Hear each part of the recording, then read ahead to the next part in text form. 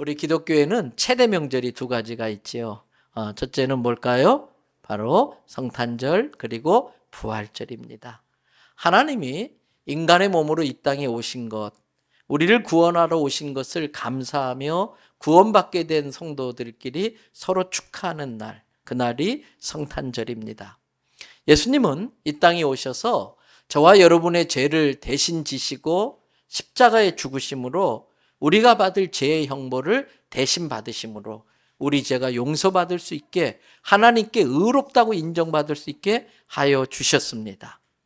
그 예수님은 죽음을 이기시고 부활하심으로 인간의 영원한 난제, 죄와 죽음의 문제를 해결해 주심으로 진정한 구세주이심을 스스로 입증해 보이셨습니다.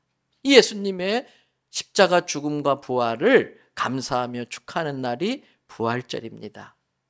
마태복음 11장 28절에서 예수님은 우리들에게 이렇게 말씀하십니다. 수고하고 무거운 짐진 자들아 다 내게로 오라 내가 너희를 쉬게 하리라. 또 예수님은 내가 곧 길이요 진리니 내가 곧 길이요 진리요 생명이니 나로 말미암지 않고는 아버지께로 올 자가 없다라고 말씀도 하셨습니다. 그뿐 아니라 예수님은 자신이 생명의 떡이기 때문에 자기에게 나오는 자는 결코 굶주릴 일도 없고 또 그 예수님을 믿는 자는 영원히 목마르지 않을 거라고도 말씀하셨어요. 예수님은 자기를 믿으면 우리가 진리를 알게 되고 그 진리가 우리를 자유롭게 해줄 거라고도 말씀하셨습니다. 예수님은 자기가 부활이고 자기 자체가 생명이시므로 예수님을 믿는 자는 죽어도 살겠고 살아서 자기를 믿는 자는 영원히 죽지 아니한다라고도 말씀하셨습니다.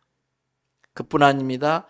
예수님은 자기를 믿는 자는 예수님이 하는 일을 그 사람도 할 수 있을 것이고 예수님이 하신 일보다 더 큰 일도 할 수 있을 거라고 하는 놀라운 능력을 약속해 주셨습니다. 여러분, 이처럼 예수님을 믿으면 우리에게 참된 안식이 찾아옵니다. 우리가 예수님을 믿을 때에 진리를 알게 되고 그 진리 때문에 우리는 모든 얽매인 것에서 노임받는 진정한 자유를 누릴 수가 있게 됩니다. 예수님이 우리 안에 들어오시면 더 이상 공허함이 없습니다. 허전함이 없습니다. 더 이상 인간적인 갈망이 없습니다. 목마를 일이 없습니다. 늘 감사하며 자족하며 만족하며 배부르게 행복하게 살 수 있게 됩니다. 예수님은 우리를 진리 가운데로 인도하실 뿐만 아니라 영생을 주셔서 영원한 천국까지 인도하시는 줄 믿습니다. 그러나 안타깝게도 많은 사람이 예수님이 어떤 분인지를 제대로 모릅니다. 제대로 들어본 적도 없습니다. 그래서 예수님을 믿지 않습니다. 모르는데 어떻게 믿겠습니까? 예수님 믿지 않기 때문에 예수님께 나오지도 않습니다. 예수님을 믿지 않기 때문에 예수님께 기도는 말할 것도 없지요. 기도하지 않습니다. 그러다 보니 정답 대신 예수님은 뒤로 제쳐놓고 정답으로 가장한 오답만 쫓아 살기 때문에 세상은 온통 혼란스러운 일로 가득하게 됩니다. 정답 아닌 오답을 정답인 줄 알고 쫓아다니다 보니 세상은 실망시키는 일, 절망스러운 일로 가득합니다. 온통 우리를 힘 빠지게 만들고 낙심하게 만드는 것 투성입니다. 마음 아픈 소리만 사방에 난무하고 있습니다. 내가 잘못했다는 사람은 없고 내가 잘못했다고 정죄하는 사람들로만 가득합니다. 그러다 보니 사방에서 이래서 못 살겠다, 저래서 못 살겠다, 힘들어 못 살겠다, 죽을 지경이라는 소리만 들려오고 있습니다. 어떻게 해야 될지, 참 진리를 모르기 때문에 어디로 가야 할지 몰라서 방황하는 사람들로 넘쳐납니다. 안타까운 일이지요. 그런데 예수님이 태어날 당시 2000년 전 유대 땅도 마찬가지였었습니다. 당시 유대 백성들은 로마 식민지로 살면서 아무런 소망이 없었습니다. 정치 지도자들은 나라의 미래는 안전에도 없고 백성들의 평안에 대해서는 관심도 없었습니다. 오직 자기의 권력을 이용해서 자기 배만 채우기에 급급했습니다. 당시 종교 지도자들인 바리새인들과 서기관들, 제사장들은 위선과 거짓으로 가득했습니다. 백성들을 실망시킬 뿐이었습니다. 이러다 보니 백성들은 더 이상 기댈 곳이 없었습니다. 사방에 신음소리만 하나님 살려달라고, 하나님 살려달라고 그 소리가 유대에 가득했습니다. 그런데 여러분, 절망이 깊어진 만큼 유대 백성들에게는 메시아에 대한 기대도 간절해져 갔습니다. 절망이 커져가는 만큼 메시아에 대한 기대도 점점 더 커져갔습니다. 왜냐하면 그들에게는 하나님께서 선지자들을 통해 주신 메시아에 대한 예언의 말씀이 있었기 때문입니다. 스가랴 9장 9절을 보십시오. 다 같이 한번 읽어봐 주십니다. 시온에 따라 크게 기뻐할지어다. 예루살렘아 따라 즐거이 부를지어다. 보라, 내 왕이 내게 임하시나니 그는 공의로우시며 구원을 베푸시며 겸손하여서 나귀를 타시나니 나귀의 작은 것 곧 나귀 새끼니라. 말씀 그대로 띄워주세요. 예루살렘아 시온에 따라 지금 너희 귀에 들리는 소리로 낙심하지 마라. 그 낙심할 수 없는 상황 속에서도 즐거이 노래하고 즐거이 춤추고 기뻐해라. 왜? 이제 곧 진정한 왕이 너에게 임할 텐데 그분은 공의로워서 저 탐관 오리처럼 부패하지 않고 억울한 자를 억압하지 않고 그분은 진정한 구원을 베풀어 주시고 그러면서도 군림하지 않고 겸손하셔서 나귀를 타고 오시는 진정한 구세주라는 거예요. 그 스가랴 선지자를 통해서 준 예언의 말씀을 이스라엘 백성들은 그 절망 중에서도 붙들고 버티고 있었던 것입니다. 우리가 잘 아는 이사야서 53장 5절 6절 말씀도 보십시오. 우리가 찔려야 되는데 예수님이 우리 죄를 대신해서 창에 찔리셨고 우리 죄악을 대신 뒤집어 쓰고 그 죄악의 대가로 온몸에 상처를 입으셨고 우리가 받을 징계를 대신 받음으로 우리는 더 이상 징계받지 않게 돼서 안심하고 평화를 누리게 됐고 그 예수님이 십자가 지시기 전 채찍에 맞음으로 어떻게 됐다? 남을 입었다. 할렐루야. 믿어지면 아멘. 이 시간 질병이 치료되기를 축복합니다. 너의 믿음대로 될지어다 하셨어요. 예수님이 채찍에 맞음으로 내가 낫는다고 하는 그 믿음이 나를 고칠 줄 믿습니다. 6절 우리는 제멋대로 가버리는 그 양들처럼 자기 소견에 오를 대로 자기가 옳다고 하는 길로 그릇 행하여 다 각자 제 길로 갔는데 그 모든 잘못을 하나님은 어린 양 되신 예수님께 다 담당시키셨다는 거예요. 여러분 절망 중에 있었던 유대 백성들에게는 믿을 것이라고 하는 것은 이 메시아에 대한 예언밖에는 없었습니다. 이 예언 외에는 그 어디에도 기댈 것이 없었습니다. 게다가 BC 586년 남유대가 바벨론에 멸망한 이후부터 예언이 끊겨졌습니다. 선지자들의 활동이 없어지고 말았습니다. 그 누구도 그들에게 위로의 말을 해주지 않았고 그 누구도 그들에게 소망을 가지라는 말을 해주는 사람이 없었습니다. 여러분 그렇게 유대 백성들이 고통 가운데 그 선지자를 통해 준 예언의 메시아에 대한 예언만 의지하고 있을 때에 제사장 샤가랴가 대부분의 제사장이 타락했지만 드물게 신실했던 제사장 사가랴가 성전에서 제사장의 직무를 수행하는데 가브리엘 천사가 나타납니다. 성경을 앞으로 한 장 넘기셔서 누가복음 1장 13절부터 17절에 가브리엘 천사가 사가랴 제사장에게 해준 이야기가 나옵니다.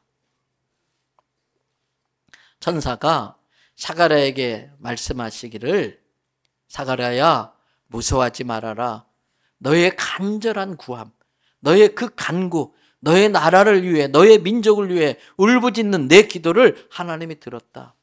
네 아내 엘리사벳이 나이가 많은 할머니가 되어서 여성으로서의 기능을 다 잃었지만 천지를 지을 정도의 능력의 창조주 하나님께서 내 아내 엘리사벳을 통해 아들을 낳게 할 텐데 그 이름을 뭐라고 해라? 요한이라고 해라. 그 요한으로 말미암아 14절 너도 기뻐하는 건 말할 것도 없고 많은 사람도 그의 태어남으로 인해서 기뻐하게 될 텐데 15절 그 이유는 그 세례 요한이 주 앞에서 큰 자가 되며 포도주나 독한 술로 마시지 아니하며 세상 문화에 휩들리거나 취하지 않고 거룩함을 지키면서 모태로부터 성령 충만함을 받아 16절 수많은 이스라엘 자손들을 하나님께 돌아오게 하는 일을 하게 될 것이기 때문에 너는 그로 인하여 크게 기뻐할 것이라는 거예요. 그러면서 17절 그가 또 엘리야의 심령과 능력으로 엘리야 당시 아방이 통치하던 시대 모든 백성들이 우상 숭배에 빠져서 정말 가장 밑바닥에 있었던 그 북이스라엘에 그때 활동했던 그 엘리야의 심정을 가지고 그 세례 요한이 주 예수보다 먼저 앞에 와서 아버지의 마음을 자식들에게 알려주고 하나님을 거스리는 자에게 어떻게 의롭게 될 수 있는지 지혜를 알려주고 그래서 주님을 위하여 하나님을 예배할 거룩한 백성을 준비하라고 세례 요한을 보내는 것이다. 이 사가랴가 이 가브리엘 천사가 제사장 사가랴에게 이 예언의 말씀을 선포했습니다. 바로 광야의 메시아가 오실 길을 예비하러 온 세례 요한의 탄생에 대한 소식이었습니다. 그리고 곧 이어서 가브리엘 천사는 예수님의 어머니 마리아를 찾아갑니다. 그리고 더 놀라운 좋은 소식을 전합니다. 역시 누가복음 1장 30절에서 33절입니다. 우리 다 같이 함께 한 목소리로 읽습니다. 천사가 이르되 마리아여 무서워하지 말라 내가 하나님께 은혜를 입었느니라. 보라 내가 잉태하여 아들을 낳으리니 그 이름을 예수라 하라. 그가 큰 자가 되고 지극히 높으신 이의 아들이라 일컬어질 것이요 주 하나님께서 그 조상 다윗의 왕위를 그에게 주리니 영원히 야곱의 집을 왕으로 다스릴 것이며 그 나라가 무궁하리라. 할렐루야. 천사를 통해 마리아에게 메시아, 진정한 왕의 탄생을 알리는 소식입니다. 얼마 되지 않아 이 천사의 예언대로 베들레헴 땅에서 아기 예수님이 탄생하셨습니다.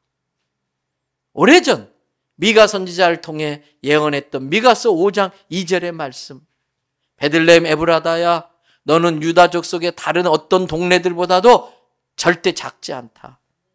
너의 겉모습은 아주 초라한 시골촌 동네지만 이스라엘을 다스릴 자가 너에게서 나올 것이다.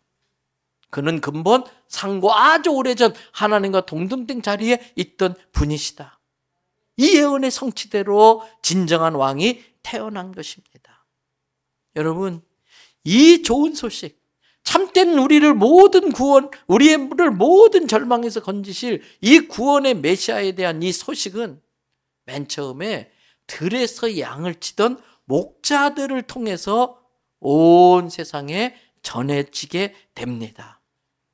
여러분, 천사로부터 이 놀라운 소식을 듣고 천사의 가르침대로 베들레헴 마구간에서 아기 예수님을 경배할 수 있는 그 특권을 누렸던 그 목자들이 만나는 사람마다 내가 왕의 왕 메시아를 만나 뵙습니다. 그분이 탄생했습니다. 이 소식을 전한 겁니다.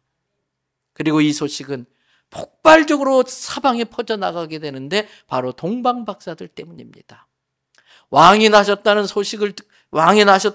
그 별의 사인을 보고 예루살렘 왕궁에 찾아가서 헤롯 왕에게 왕이 나신 걸 경배하러 왔다고 하는 그것 때문에 온 이스라엘에 소동이 벌어지지요.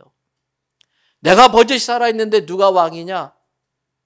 그 태어난 왕을 죽여버리겠다고 2살 이하의 아이를 다 죽이는 끔찍한 사건. 이 엄청난 사건으로 인해서 오히려 참 마음 아프긴 하지만 예수님의 탄생의 소식은 온 유대의 온 세상에 퍼져나가게 된 것입니다. 이 소식은 절망 중에 있던 이스라엘 백성들에게 소망을 주었습니다. 이 소식은 지쳐있던 이스라엘 백성들이 다시 일어설 수 있는 힘을 주었습니다. 어떤 어려움도 감당할 수 있는 굿뉴스, 좋은 소식이 그들에게 힘을 주었던 것입니다. 여러분, 유다 백성들이 그렇게 절망에 빠져 있을 때에 좋은 소식에 대한 예언은 정확히 성취되었습니다. 하나님께서 선지자를 통해 예언하신 말씀대로 하나님의 정확한 시간에 직접 하나님이 사람의 몸으로 오시는 놀라운 사건, 임마누엘. 하나님이 우리와 함께 하신다는 임마누엘이 성취되었습니다.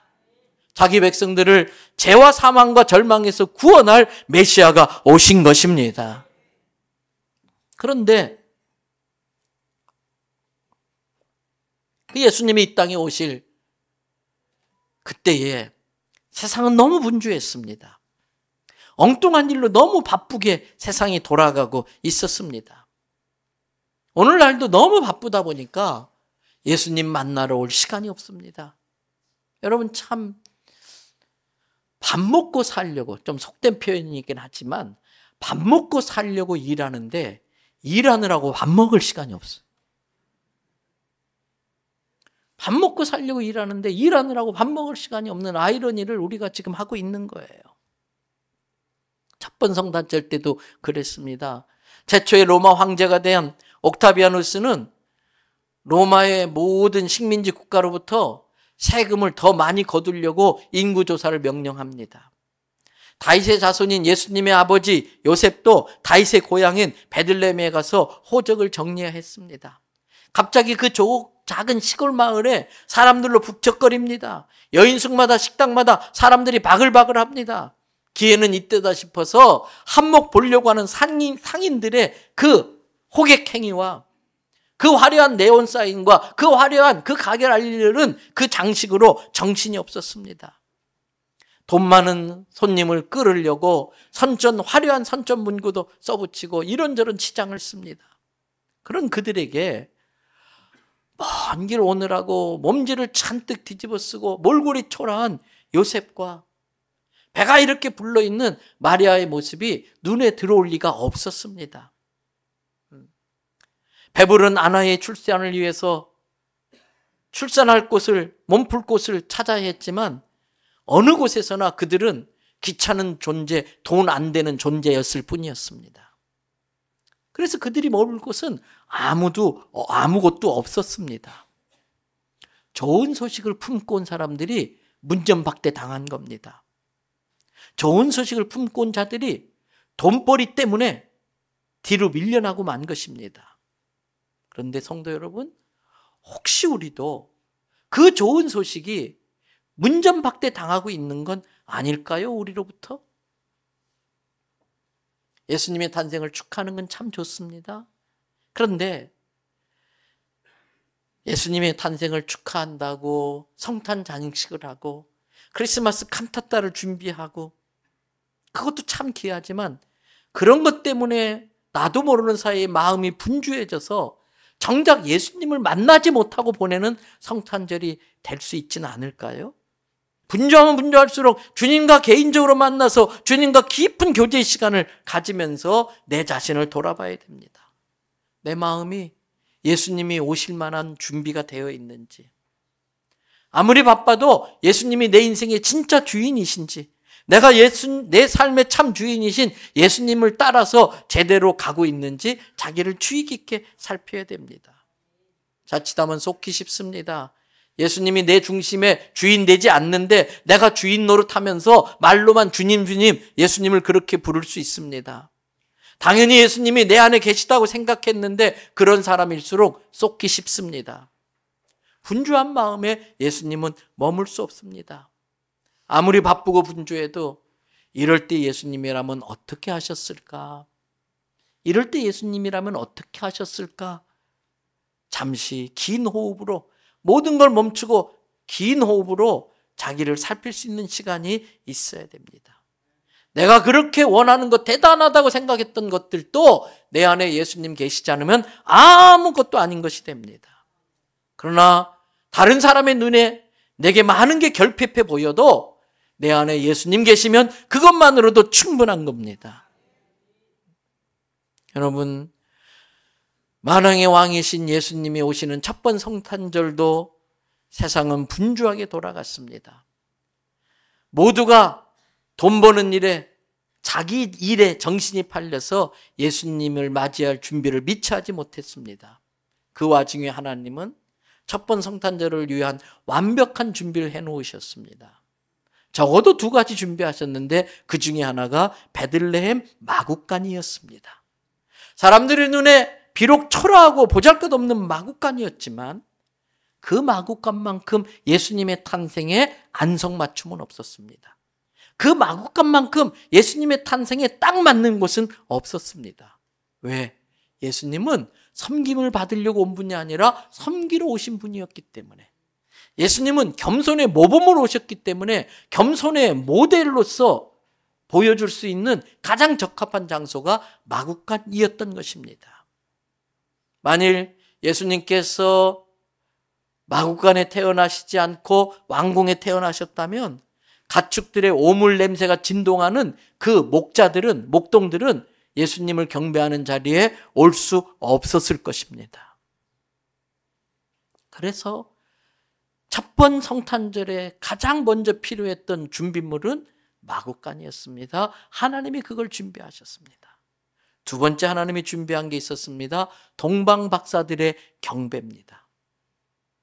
그 동방박사들의 천문학과 식견과 지식과 상식을 이용해서 왕이 태어났다고 하는 별을 그들의 눈에 띄게 해주고 그들을 베들레헴 마구간까지 인도해서 왕의 탄생에 걸맞는 예물들을 드리게 했습니다. 그 동방박사들이 예수님께 정중하게 경배와 함께 드렸던 예물은 황금과 몰약과 유향이었습니다. 황금은 예수님의 왕권을 나타냅니다. 몰약은 유향은 예수님의 신성을 나타냅니다. 몰약은 예수님의 장례식, 십자가의 죽음과 부활을 의미하는 것입니다. 성도 여러분, 예수님은 왕의 왕이십니다. 주의 주이십니다. 그러면서도 가장 겸손한 분이십니다. 그래서 하나님은 가장 겸손한 자의 모습으로 베들레헴 마구간을 준비하셨고 왕의 위상에 걸맞게 동방박사를 통해 그런 예물을 준비시키셨던 것입니다.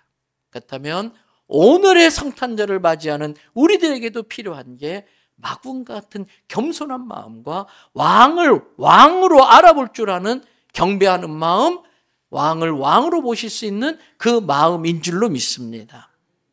이제 말씀을 마무리합니다. 성탄은 우리가 준비하는 것이 아닙니다. 하나님이 베풀어 주시는 은혜입니다. 우리는 그 성탄의 은혜에 감사하고 서로 축하할 뿐인 것입니다. 하나님은 금년 성탄절에도 첫 번 성탄절과 같이 준비하시려고 아기 예수님을 모실 만한 마구간 같은 마음을 찾고 계십니다. 그런 교회를 찾고 계실 겁니다. 저는 우리 교회 성도들이 양들의 똥냄새가 나는 그런 목자 같은 사람도 품에 안을 수 있는 겸손한 성도 되기를 축복합니다. 저는 우리 교회가 세상에서 냄새 난다고 무시당하고 너는 못 들어와 거부당했던 그런 사람들도 마음껏 드나들 수 있는 교회가 될 수 있기를 바랍니다. 캄캄한 밤에 오직 별만 보고 예수님을 찾아온 동방박사처럼 온갖 거짓 소문과 소문들이 난동하고 있는 이 시대에 진리를 분간하기가 어렵고 오답을 정답처럼 포장시키고 정답을 오답처럼 매도시키는 이 시대에 성령의 도움을 받아 진리를 분간하고 그래서 어두운 칠흑에 갇혀있는 많은 사람들을 빛 대신 예수님께로 이끌어 올 수 있는 그러한 성도 되기를 주님의 이름으로 축복합니다.